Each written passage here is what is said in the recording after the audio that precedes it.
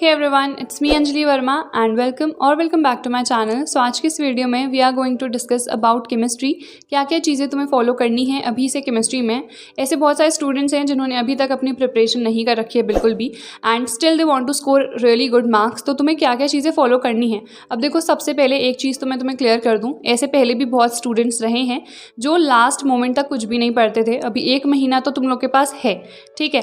पहले भी अगर 1 महीना होता था तो तुम लोगों ने कुछ नहीं पढ़ा होता था अपने बोर्ड्स में, बट उस टाइम पे तुम्हारा सिलेबस वास्ट था। अभी तुम्हारे पास सिर्फ 7 ही चैप्टर्स हैं, सो विच मीन्स मेहनत तुम्हें कम करनी पड़ेगी, राइट। अगर पहले भी सेम वही सिलेबस होता बोर्ड्स का, तुम्हारे पास इतने सारे चैप्टर्स होते, तभी भी तो तुम्हें 1-2 महीने में ही अपनी प्रिपरेशन करनी थी ना। मैं सिर्फ उन स्टूडेंट्स की बात कर रही हूँ जिन्होंने अभी तक अपनी प्रिपरेशन नहीं करी है। वो अगर नॉर्मल हमारे बोर्ड्स होते ना, तभी भी यही कर रहे होते, लास्ट मोमेंट पे ही 1-2 महीने पढ़ रहे होते।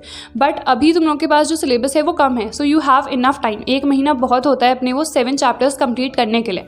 अब तुम्हें पता है 7 चैप्टर्स हैं तुम्हारे केमिस्ट्री में। Electrochemistry, chemical kinetics, surface chemistry, ये कवर कर रहे हैं 13। फिर आती है हमारी इनऑर्गेनिक केमिस्ट्री, उसमें क्या क्या है, डी एंड एफ ब्लॉक और कोऑर्डिनेशन, तो वो कवर कर रहे हैं 9 मार्क्स, और बाकी ये 13 तुम्हारी ऑर्गेनिक केमिस्ट्री।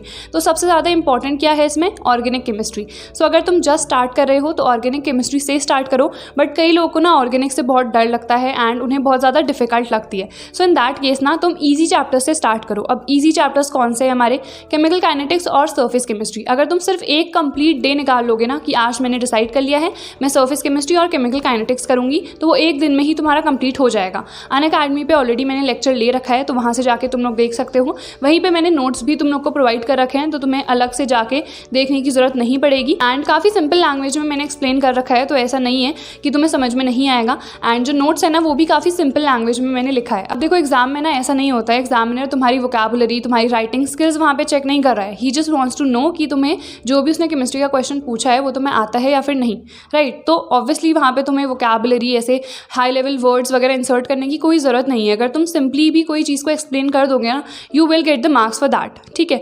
तो बहुत सिंपल वे में मैंने नोट्स प्रोवाइड कर रखे हैं। वो सिंपल लैंग्वेज अगर तुम लिख के आओगे ना एग्जाम में, you will get the marks. अब एक वीडियो मैं तुम लोग के लिए और भी बनाऊंगी पेपर प्रेजेंटेशन को लेके, बिकॉज तुम लोग का अब सब्जेक्टिव वाला पेपर है। तो मेरी जो कॉपी है मेरे पास है ऑलरेडी, जिसमें मेरे 100 मार्क्स आए थे। एंड ऑल्सो हिंदी इंग्लिश में क्या क्या मेरी मिस्टेक्स वगैरह थी, तो हर टाइप की वीडियो ना मैं तुम लोग के लिए लाऊंगी जिसमें मेरे 100 आए हैं, तो कैसे मैंने अपने आंसर्स जो हैं वो प्रेजेंट कर रखे थे। तो सारी टाइप की वीडियोस मैं तुम लोग के लिए लाऊंगी, तो उसकी चिंता तुम बिल्कुल मत करो। अभी मेन फोकस करो कि जितना सिलेबस है ना वो कंप्लीट कर सको। जितने भी तुम्हारे चैप्टर्स हैं ना उनके इंपॉर्टेंट टॉपिक्स देखो। ऑलरेडी मैंने वीडियो अपलोड कर रखी है, जो लिंक है डिस्क्रिप्शन बॉक्स में प्रोवाइड कर दूंगी। डायरेक्टली जाके तुम लोग खुद देख सकते हो कि क्या क्या तुम्हारे इंपॉर्टेंट टॉपिक्स हैं।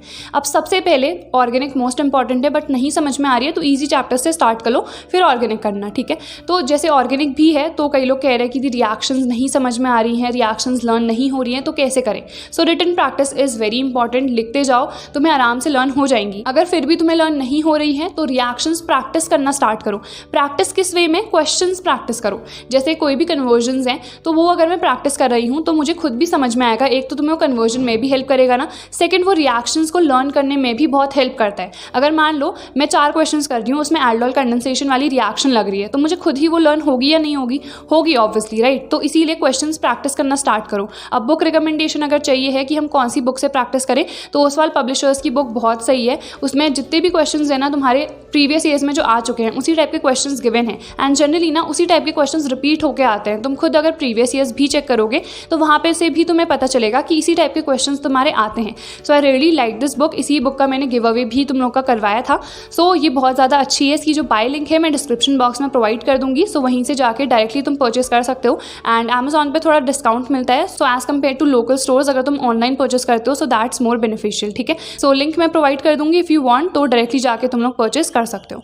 सो इसके बाद देखो, क्वेश्चंस प्रैक्टिसिंग मैंने बता दी कि क्वेश्चंस कहाँ से तुम्हें प्रैक्टिस करने हैं, किस टाइप से तुम्हें प्रैक्टिस करने हैं। एंड इसके बाद 1 शॉट वीडियोस देख सकते हो तुम। If you don't want the 1 shot videos तो डिटेल्ड वीडियोस भी देख सकते हो। बट अभी तक अगर तुम लोगों ने प्रिपरेशन नहीं करी है ना, आई वुड सजेस्ट कि don't go for the detailed videos. Detailed video starting से देखी जाती है, एंड मोमेंट पे हमें 1 शॉट ही देखना पड़ता है, ठीक है। तो अभी 1 शॉट वीडियोस देखो। लाइव क्लासेस मैंने ऑलरेडी अपलोड कर रखी हैं, अनअकैडमी पे जाके देख सकते हो। अदरवाइज जो 1 शॉट्स हैं वो मैं यूट्यूब पे भी जल्द ही अपलोड करूँगी। फिलहाल मैं कर ही रही हूँ, जैसे इलेक्ट्रोकेमिस्ट्री का करवा चुकी हूँ, देन ऑर्गेनिक से हम स्टार्ट कर रहे हैं। ऐसे ही जितने भी चैप्टर्स तुम लोग के हैं सबके 1 शॉट्स आ जाएंगे, सो उसकी तुम्हें चिंता करने की कोई ज़रूरत नहीं है। अभी अगर तुम्हें कोई पर्टिकुलर चैप्टर चाहिए है, लेट्स सपोज केमिकल काइनेटिक्स, तो अनअकैडमी पे ऑलरेडी अपलोडेड है, वहाँ पे से जाके तुम लोग देख सकते हो। देन अभी ना तुम्हें मेन यही करना है कि तुमने कंप्लीट चैप्टर पढ़ लिया, उसके बाद तुमने क्वेश्चंस प्रैक्टिस कर लिए, तुम्हें नोट्स बनाने की कोई ज़रूरत नहीं है। कुछ इंपॉर्टेंट पॉइंट्स लग रहे हैं तो वो शॉर्ट नोट्स में लिख लो, जैसे 3-4 पन्नों में तुमने नोट्स खत्म कर दिए, इस टाइप से तुम कर सकते हो। डिटेल में कुछ भी लिखने की ज़रूरत नहीं है। अगर डिटेल में चाहिए है तो ऑलरेडी मैंने अपने नोट्स प्रोवाइड कर रखे हैं, एग्जाम के 1-2 दिन पहले तुम्हें खाली वो रिवाइज करने की ज़रूरत पड़ेगी। तो नोट्स खुद से अभी मत बनाने बैठो, बहुत ज़्यादा टाइम वेस्ट हो जाएगा। मैंने ऑलरेडी अपलोड कर रखे हैं, तो प्लेलिस्ट पे जाओ, वहाँ से सारे नोट्स डाउनलोड कर लो एंड एग्जाम टाइम पे देन उनसे रिवाइज कर लेना। बट अभी फोकस करो कि तुम कॉन्सेप्ट समझो, जो चैप्टर है उसमें एक्जैक्टली क्या क्या टॉपिक्स हैं, सबसे ज़्यादा इंपॉर्टेंट टॉपिक्स पे ही फोकस करना ट्राई करो। कि जैसे एक दिन में तुमने मान लो केमिकल काइनेटिक्स और सरफेस केमिस्ट्री वो कंप्लीट कर लिया है, देन नेक्स्ट डे उससे रिलेटेड क्वेश्चंस प्रैक्टिस कर लो एंड टाइम है अभी, तो जितने भी चैप्टर्स हैं इसी तरह से तुम्हारे वो कंप्लीट हो जाएंगे। देन रिएक्शंस के अलावा तुम्हारे पास ऑब्वियसली न्यूमेरिकल्स भी होंगे केमिस्ट्री में एंड मेजरली इलेक्ट्रोकेमिस्ट्री से ही आएगा एंड एक ना एक क्वेश्चन तो उससे ज़रूर आएगा। तो उसके जितने न्यूमेरिकल्स हैं ना वो बहुत अच्छे से प्रैक्टिस करना। स्टार्टिंग में बहुत डिफिकल्ट लगते हैं तो तुम्हें उसमें ज़्यादा प्रैक्टिस की रिक्वायरमेंट होगी, इसीलिए जब भी तुम इलेक्ट्रोकेमिस्ट्री चैप्टर कर रहे होगे तो उसी के साथ साथ उसके न्यूमेरिकल्स भी प्रैक्टिस करना। नर्स्ट इक्वेशन से रिलेटेड न्यूमेरिकल्स में हमें कई बार दिक्कत आ जाती है, तो उस टाइप के क्वेश्चंस तुम बहुत ज़्यादा प्रैक्टिस करना, ठीक है। एंड केमिकल काइनेटिक्स के तो काफ़ी सिंपल है न्यूमेरिकल्स, उसमें तुम्हें ऐसी कोई भी डिफिकल्टी नहीं होगी।